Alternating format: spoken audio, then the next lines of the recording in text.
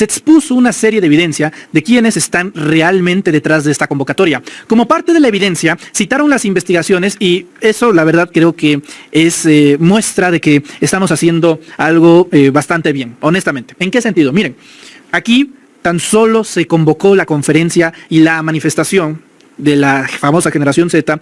Un día después nosotros estuvimos aquí mencionando que había intereses oscuros, que era en realidad el Partido Acción Nacional, tal cual esa. No era más, ni era menos. Era una suerte donde estos personajes estaban aprovechando de la indignación por el caso Carlos Manso, y lo único que se planteó era que en realidad estaban metidos los panistas, que ya Acción Nacional había convocado una manifestación desde antes, y también hicimos investigaciones con Ricardo Sevilla. Fue aquí en Reporteros MX donde denunciamos que Atlas Network, esta red, ¿no?, digital de derecha que ha sido contratada por gobiernos de ultraderecha a nivel mundial, por ejemplo, Javier Milei en Argentina, Vox en España, El Salvador por parte de Nayib Bukele, Ecuador, en fin, todas esas investigaciones hoy fueron retomadas en Palacio Nacional, y eso, pues la verdad que además de llamarnos la atención, pues imagínense que Presidencia tomara información apócrifa o poco confiable. Eso se agradece muchísimo, que se hayan citado las investigaciones de Reporteros MX en Palacio Nacional. Vamos por partes. Primero, detectaron que el influencer Carlos Bello, que no hablaba de política, fue a la Cámara de Diputados a dar una plática donde criticó a la 4T. Voy a comentar una incidencia. No sé si hace poco se notaron que estuvimos en la Cámara de Diputados también para dar un discurso con jóvenes. Fue hace cuestión de 2 meses, yo creo que ya tiene eso, ¿no? Habían 2 foros en San Lázaro ese día. Uno que organizó la institución, la Cámara de Diputados, y otro que organizó el Partido Verde, ¿ok? A mí me invitó la Cámara de Diputados a dar un discurso para las juventudes, y el evento del Partido Verde también fue un evento para las juventudes. Y me topé justamente con Carlos Bello, este influencer, que iba a dar la plática para los jóvenes convocados por el Partido Verde en la Cámara de Diputados. Y debo de confesarles algo. Bueno, no confesarles, porque confesar sería una situación de culpabilidad. Más bien quiero expresarles una información que ahorita me hace muchísimo más sentido. Una gente que aseguraba representar a este hombre, Carlos Bello, de repente se hizo de nuestro teléfono, consiguió nuestro número celular y tal cual nos dijo: oigan, ¿cuánto nos cobran, así tal cual, cuánto nos cobran por sumarse a una campaña del licenciado Carlos Bello? Así, o sea, Carlos Bello quería o estaba buscando en ese momento publicidad a través de medios, porque según tengo entendido el niño, el chavo este, quiere meterse a la política. Y luego cuando se mete con Alessandra Rojo de la Vega y todas estas situaciones, ahí es cuando digo, mira cómo está concatenado todo. Estaban buscando paquetes publicitarios, o sea, lo de la famosa generación Z ya se estaba gestando desde antes.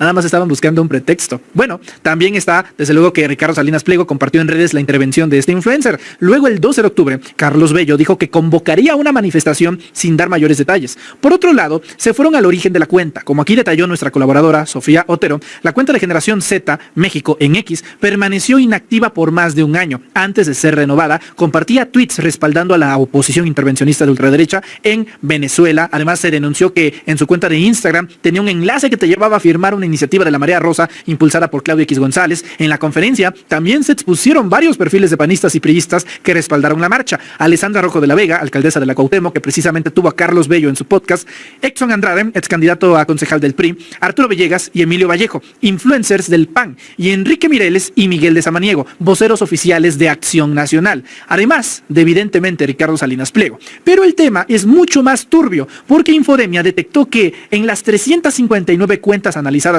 que promovían el supuesto movimiento en Facebook, 28 son operadas desde el extranjero, algunas desde Estados Unidos. Por eso hay que preguntarnos, ¿a quién realmente le conviene desestabilizar al gobierno de la presidenta Claudia Sheinbaum y plantear que vivimos en un país gobernado por el narco? Quizás aquellos vecinos del norte que expresamente han dicho que quieren meterse a nuestro territorio a ejecutar operativos. Infodemia también informó que hay varios creadores que no se dedicaban a estos temas políticos que comenzaron a respaldar la generación Z. Por ejemplo, La vida de un viajero en TikTok y Cerebros en Facebook. Por otro lado, este jueves Milenio también publicó una investigación en la que denunciaron que la campaña está utilizando 8 millones de bots.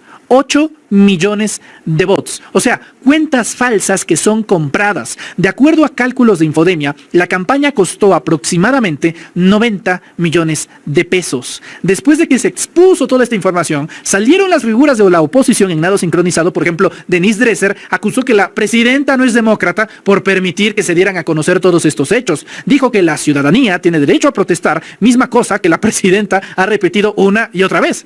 Se lo dejamos claro a Dresser, el problema no es que haya protestas.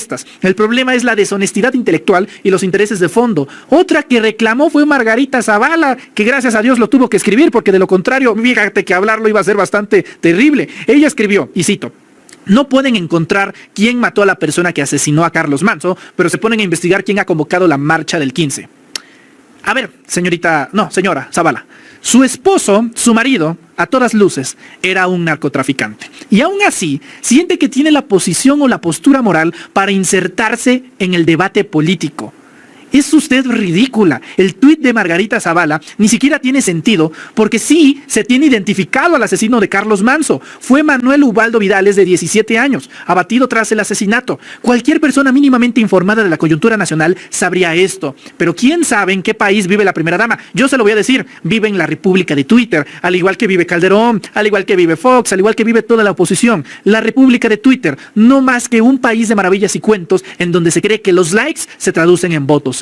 Y mientras los difusores de la generación Z afirman que esta no es una convocatoria de la derecha, la cuenta Anónimos Hispano, con casi 500,000 de seguidores en X, pidió marchar, pero asegurando que no permitirán banderas de Palestina. Dicen que aquellos que lleven banderas de Palestina serán denunciados.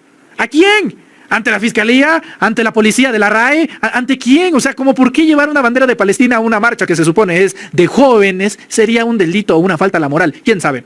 Pero no se crean que son de derecha, ¿eh? Vamos a ver, escuchar parte de lo que dijo la presidenta sobre la convocatoria de la marcha de este 15 de noviembre. Reporte de Millennium.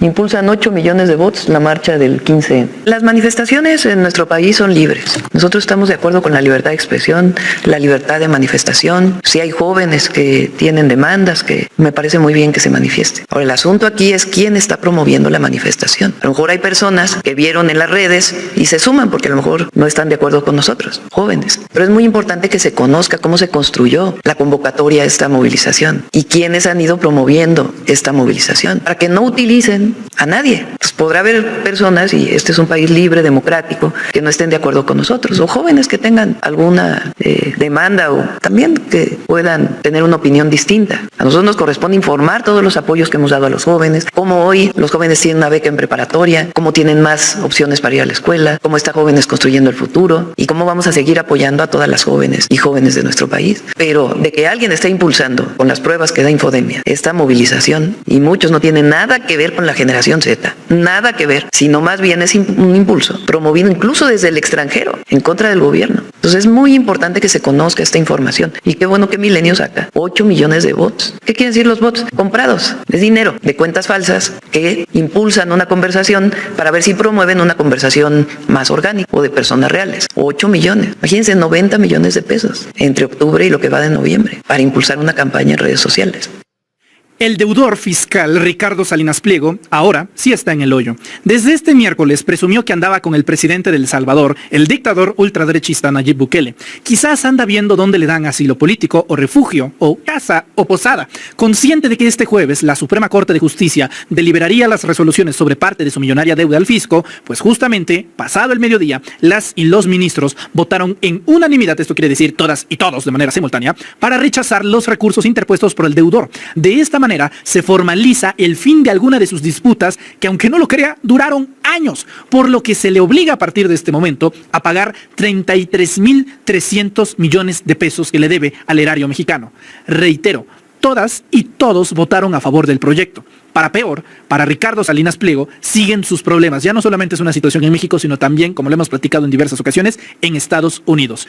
El medio Proyecto Puente informó que el banco gringo al que Salinas Pliego le debía 580 millones de dólares, lo acusó formalmente de mentir. The Bank of New York Mellon acusó en la Corte Federal de Manhattan que el deudor ha maniobrado argumentos contradictorios para no obedecer la orden que se le había dado de desistirse de procesos iniciados en México.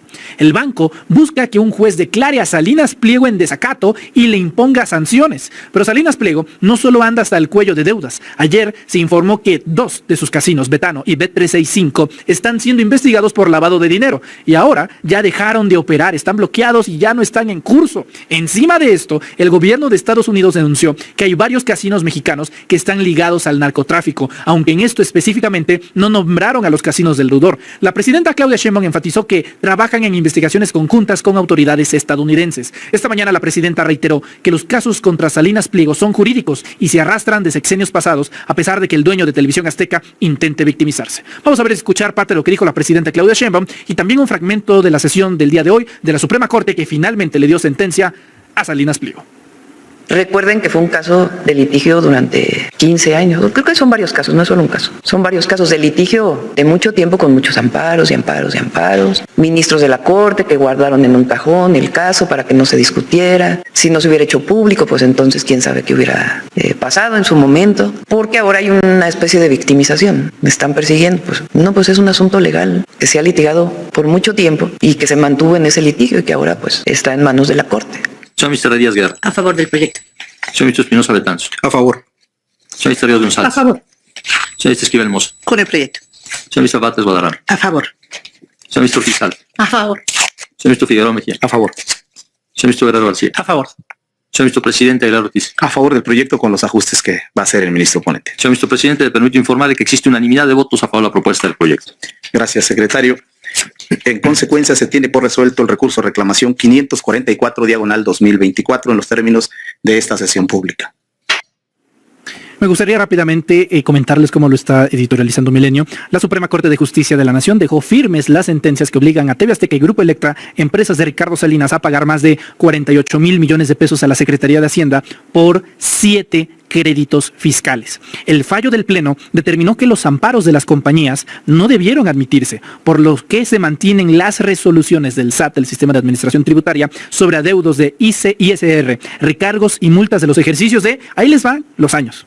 Los años en donde este hombre estuvo violando la ley, estuvo evadiendo el fisco, estuvo debiéndole durante años al Estado mexicano y a los mexicanos, al pueblo de México. Ahí le va la cantidad de años.